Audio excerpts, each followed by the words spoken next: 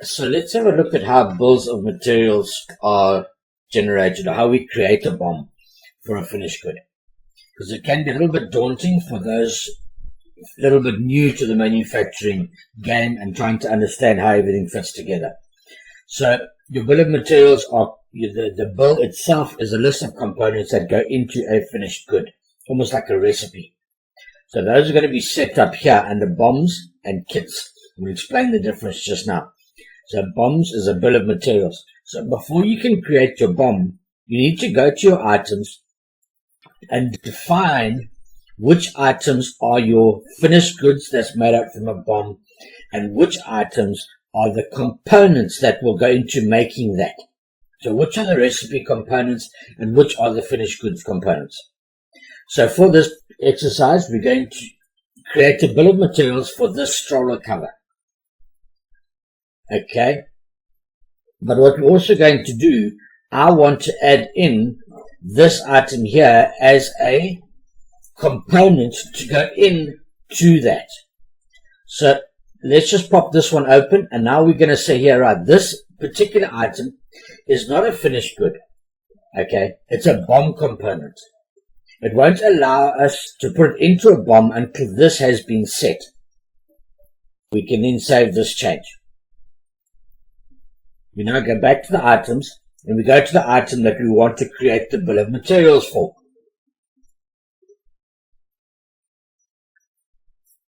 So we're going to go to our stroller, we're going to open that, and we're now going to say, yes, it is a physical item, yes, it is a finished good, and it is made up from a BOM.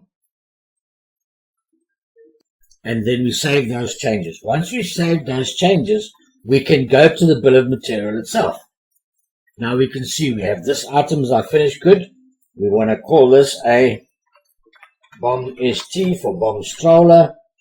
And we're going to say a BOM for stroller. You call it whatever you want. That's yours to do with. And then you're going to create the BOM. Now the items that you said are BOM components will be listed here, and only those items that are marked as BOM components. So in this instance, we can say we want 7 of those items to go into the making of this, and we want 2 of those to go into it. What are is actually relevant. We're just doing this to show you, and I want 1 of those. So that's my recipe of the components to make up 1 of these. Okay, you can add in additional costs, but what you now have is you have a total cost, calculated cost based on the costs in Sage, that your cost for this item to make it is that. So the cost to make this is that. If you want to update the average cost price in Sage for this to that, you can hit this button and it will obviously confirm, and then it will update that cost price in Sage. Okay, so that is a choice. So yeah, let's just put the BOM code back in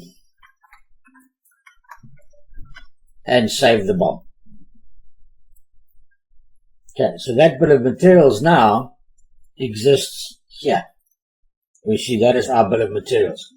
Now when we want to now make some of those strollers, we're going to create a works order, and we're going to say we want to make 20 of those strollers. So we open it, we get a new works order, and what do we want to make? We want to make something from a BOM, and we want to make a stroller cover, and we want to make 10 of those. Okay, when we're making 10 of those, in this little book here, it shows you can look and see the components that are required.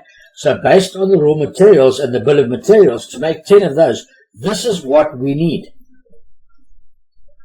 And one of the advantages of data fusion is we can edit these quantities if you want. So it actually becomes an editable bill of materials, which can be edited on the fly if needs be.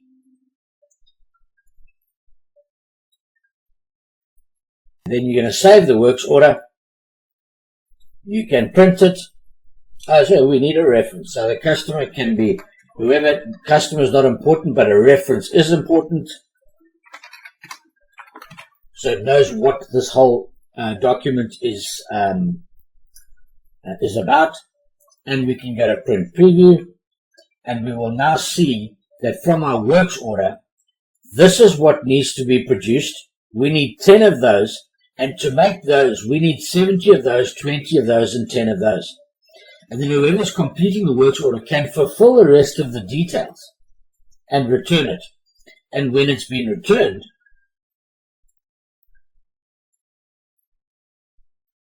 it will go through the fulfillment process, that particular works order. So what we will do is we will return to the fulfillment process and the actual manufacturing in a separate clip. But what this has done is it's shown you how to set up a bill of materials and how you would then manufacture those by using a works order.